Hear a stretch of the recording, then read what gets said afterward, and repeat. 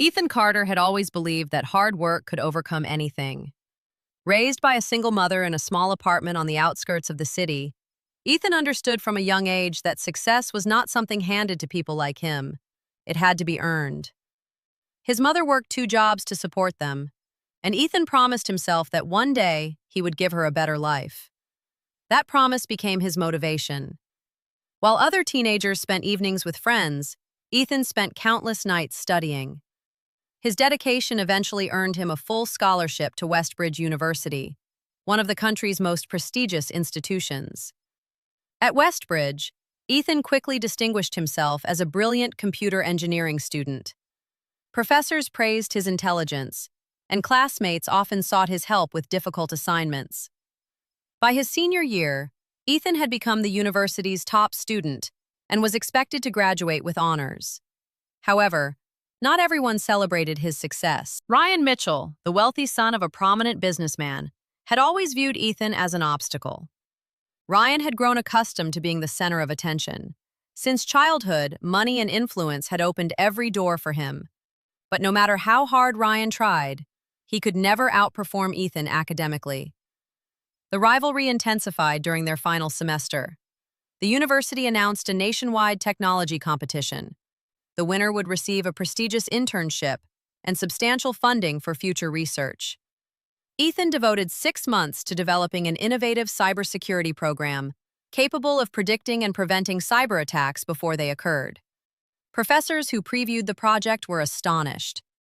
"This could revolutionize digital security," Professor Wilson told him. Ryan, meanwhile, struggled with his own project. Desperate to win, he secretly devised another plan. One evening, Ethan stayed late in the university laboratory, refining his software. Exhausted, he stepped out briefly to grab coffee, leaving his laptop behind. When he returned, Ryan was standing near his workstation. "Professor Wilson was looking for you," Ryan said casually. Ethan thanked him and hurried away, unaware that Ryan had just executed a devastating betrayal. 2 days later, the competition presentation began. Students, faculty members, and industry representatives filled the auditorium. Ethan confidently walked onto the stage. But before he could begin, Professor Wilson stopped him. "Ethan Carter, serious allegations have been raised regarding your project." Confused whispers spread throughout the room. The professor displayed documents on a large screen. "Our investigation indicates that your software contains stolen code taken from a confidential corporate database." Ethan stared at the screen in disbelief. "What? That's impossible!" University IT records appeared showing unauthorized access originating from Ethan's student account. Ryan reluctantly stood. "I didn't want to get involved," Ryan said, pretending to hesitate. "But I saw Ethan accessing suspicious files in the lab." The room erupted. Ethan desperately defended himself. "I didn't steal anything. Someone framed me." But the evidence appeared overwhelming. Within days, the university disciplinary committee expelled Ethan for academic fraud. His scholarship was revoked immediately. News spread quickly. Job offers vanished. Friends stopped answering his calls. Students who once admired him now avoided him. Humiliated, Ethan packed his belongings and left campus under the judgmental stares of other students. At home, his mother listened quietly as Ethan recounted everything. "They destroyed my future," he said, tears filling his eyes. His mother squeezed his hand. "I know my son," she said softly. "You would never cheat." "But nobody believes me." "Then prove them wrong, not with anger, but with success." That night, Ethan sat alone in his room. The diploma he had dreamed about was gone. His future had collapsed. Yet deep inside, a small flame still burned. One day, he promised himself, he would uncover the truth. And when that day came, everyone who had destroyed his life would face the consequences. Life after expulsion was merciless. Without a degree or references, Ethan struggled to find work. Every employer who searched his name discovered the scandal. For months, he accepted whatever jobs he could find. He worked in warehouses during the day, delivered food at night, cleaned office buildings on weekends. Many nights, exhaustion overwhelmed him. Yet despite his hardships, Ethan refused to surrender. His mother's unwavering faith sustained him. "Temporary failure does not define your future," she often reminded him. Unable to afford university, Ethan educated himself. He spent countless hours studying online courses in cybersecurity, artificial intelligence, and software development. Public libraries became his second home. Years passed. One evening, while working as a night security guard at a technology conference center, Ethan overheard executives discussing rising cybercrime losses. Companies worldwide were losing billions because existing security systems could only respond after attacks occurred. An idea immediately formed. What if software could predict attacks before they happened? The concept resembled the project stolen from him years earlier, but this time, Ethan would build something even better. Using every dollar he had saved, Ethan purchased secondhand computers and transformed his tiny apartment into a makeshift laboratory. For nearly 3 years, he lived in near isolation. He slept only a few hours each night. He sacrificed holidays, friendships, and comfort. Finally, after endless setbacks, Ethan completed his system. He called it CyberShield AI. At first, nobody paid attention. Investors rejected him repeatedly. "Without credentials, we cannot trust your technology," one executive told him. Refusing to quit, Ethan offered free trials to struggling businesses. One small company accepted. Weeks later, CyberShield AI detected a sophisticated cyber attack before hackers could execute it. The company avoided catastrophic losses. Word spread rapidly. Soon, dozens of companies adopted Ethan's software. Within 2 years, CyberShield AI became one of the fastest-growing cybersecurity firms in the country. Investors who once ignored him now competed to fund his company. Ethan carefully expanded operations, hiring talented individuals who had faced adversity themselves. By age 32, Ethan had become one of the world's youngest self-made billionaires. Magazine covers celebrated his extraordinary journey. Ironically, Westbridge University closely followed his success. Facing financial difficulties, the university launched plans for a new technology innovation center. Administrators believed Ethan's company might become a valuable donor. An invitation arrived requesting a meeting. Ethan stared at the university logo for several minutes. 10 years earlier, that institution had destroyed his life. Now they sought his help. After careful consideration, Ethan accepted. The day he returned to campus, memories flooded back. The classrooms, the library, the auditorium where he had been publicly humiliated.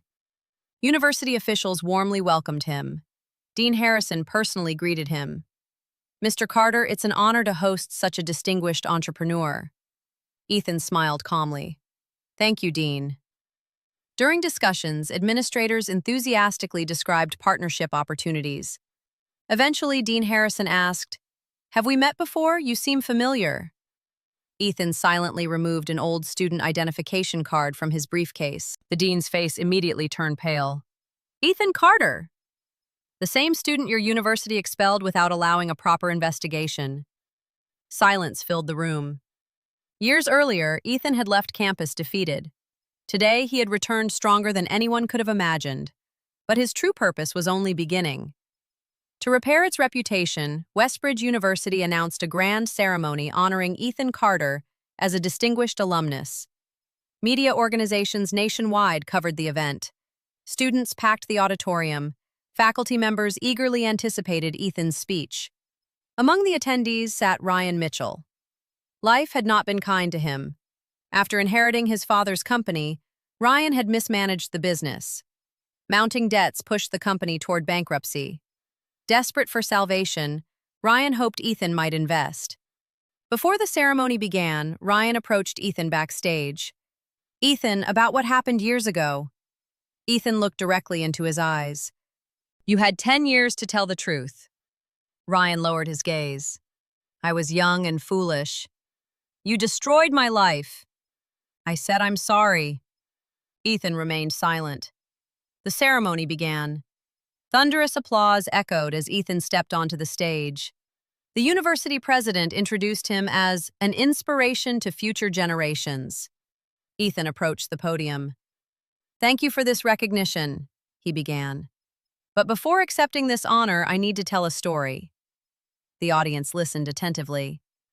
A story about betrayal, injustice, and truth. Ethan connected a laptop to the auditorium screen. Documents appeared. I spent years rebuilding my life. During that time, I also searched for answers. He revealed financial records, emails, and witness statements gathered through private investigators. Gasps filled the auditorium. A former university IT employee had confessed that Ryan paid him to hack Ethan's account and plant stolen research files. Bank transfers confirmed the payments. Additional evidence revealed that certain university officials had ignored contradictory evidence to protect the university's reputation and influential donors. Ryan stood abruptly. "He's lying!" Ethan calmly displayed recorded testimony from the former IT employee. The room fell silent. Reporters rushed to capture every moment. Dean Harrison buried his face in his hands. Within hours, news channels across the country broadcast the scandal. The consequences were immediate. Ryan was arrested on charges of fraud, evidence tampering, and conspiracy. Several university officials resigned. Westbridge University issued a formal public apology and officially restored Ethan's academic record. Months later, the university invited Ethan to receive an honorary doctorate. This time, Ethan accepted. Standing on stage beside his mother, he received a standing ovation. Tears filled her eyes. "I always knew the truth would prevail," she whispered. Ethan smiled. For years, he had dreamed of revenge. But standing there, he realized something important. True revenge was never about destroying those who wronged him. It was about refusing to let them define his future. The people who betrayed him had lost everything because of their own choices. Ethan, meanwhile, had transformed pain into purpose. He established the Ethan Carter Scholarship Foundation, helping underprivileged students pursue higher education. Hundreds of young people received opportunities that might otherwise have been impossible. As Ethan left the stage, he looked back one final time. 10 years earlier, he had walked away from Westbridge broken and humiliated. Today, he walked away victorious. Not because he had taken revenge, but because he had reclaimed his life.